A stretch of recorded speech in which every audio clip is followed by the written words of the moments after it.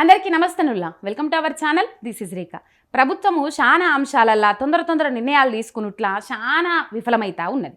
సమయం మించిపోతున్నా కూడా పట్టించుకుంటలేదు. కొన్ని విషయాలల్లా పీకల మీదకి వచ్చేదాకా కూడా హడావిడి నిర్ణయాలు తీసుకుంటుంది. ఫలితంగా ప్రజలు ఇబ్బందులు ఎదుర్కొంటుండ్రు.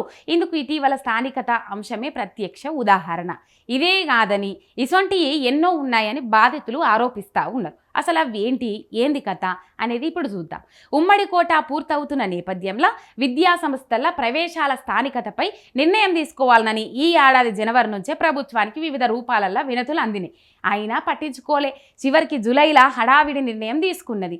ఎంబీబీఎస్ బీడీఎస్ అడ్మిషన్ల నోటిఫికేషన్లతో పాటు జీవో 33ని విడుదల చేసింది. ఇక దీంతో వివాదం చెలరేగింది. ప్రభుత్వం ముందు నుంచే దృష్టి పెడితే ఈ సమస్య వచ్చేది కాదని నిపుణులు పేర్కొంటున్నారు. అసలు కేసీఆర్ కిట్ అనేది ఒకటి ఉన్నది, అది ఉన్నట్ట లేనట్ట. మాతా శిశు సంరక్షణ కోసం బీఆర్ఎస్ ప్రభుత్వం కేసీఆర్ కిట్ ప్రవేశపెట్టి 15,000 ఆర్థిక సాయం అందించింది. అది మనందరికీ ఎరుకున్న ముచ్చట్ని. కాంగ్రెస్ ప్రభుత్వం అధికారంలోకి రాగానే పథకం పేరును తీసేసింది. ప్రస్తుతం తాత్కాలిక MCH కిట్గా పిలుస్తున్నారు. అయితే గతంలో సొంతగా రాష్ట్ర ప్రభుత్వమే ఖర్చు చేయగా ఇప్పుడు ప్రధానమంత్రి మాతృవందన యోజనను కలిపి అమలు చేయాలనని కొత్త పేరు పెట్టాలనని భావిస్తున్నది ఈ సర్కార్. ఇక ఈ విషయమై ఇప్పటికీ తుది నిర్ణయం తీసుకోలే. మరి అదన్నా అసలు లేదు, కొసరికన్నా అది చేస్తారేమంటే అసలు నిర్ణయం ఇంకా తీసుకోలే.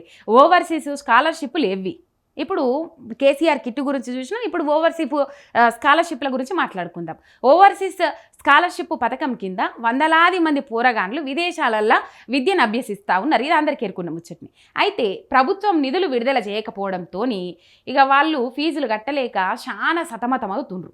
కొందరు అప్పు చేసి ఫీజులు కట్టుకుంటుండ్రు. ఇక ఇంక కొందరేమో చదువు మధ్యలోనే ఆపేసే పరిస్థితి నెలకొన్నది.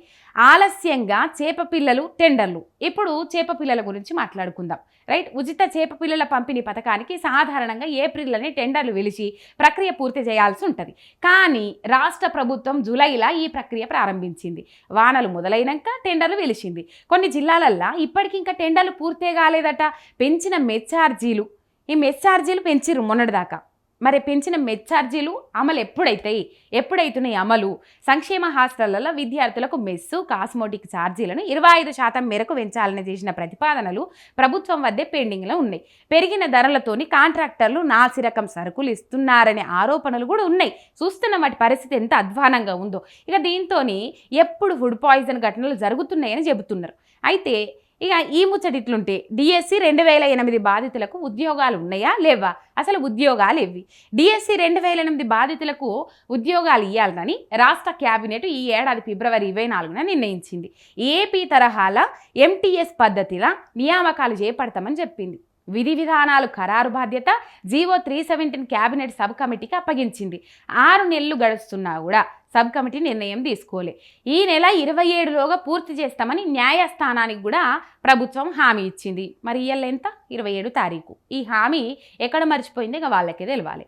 గురుకుల అభ్యర్థుల మీద నిర్ణయం ఎప్పుడు తీసుకుంటారు? ఇక ఈ ముచ్చట కూడా చెప్పాలి. ఈ ముచ్చట కూడా రాష్ట్ర ప్రభుత్వం సమాధానం చెప్పాలి. రాష్ట్ర వ్యాప్తంగా SC ST మైనార్టీ BC గురుకులాలలో 8,708 పోస్టులకు ట్రిప్ నియామక ప్రక్రియ చేపట్టింది. 1:2 పద్ధతిలో అభ్యర్థులను ఎంపిక చేసింది. అయితే ట్రిప్ డిసెండింగ్ ఆర్డర్ను పాటించకపోవడం, ఇష్టారాజ్యంగా సర్టిఫికేట్ వెరిఫికేషన్ చేపట్టుడుతోని భారీగా బ్యాక్లాగులు ఏర్పడుతున్నాయని అభ్యర్థులు ఆవేదన వ్యక్తం చేస్తుండ్రు. డౌన్ మెరిట్ అమలు చేయాలని డిమాండ్ చేస్తూ ఉన్నారు. మొన్నటిదాకా చూసినాం మనం, గురుకుల అభ్యర్థులు సీఎం ఇంటి ముట్టడి చేసిండ్రు.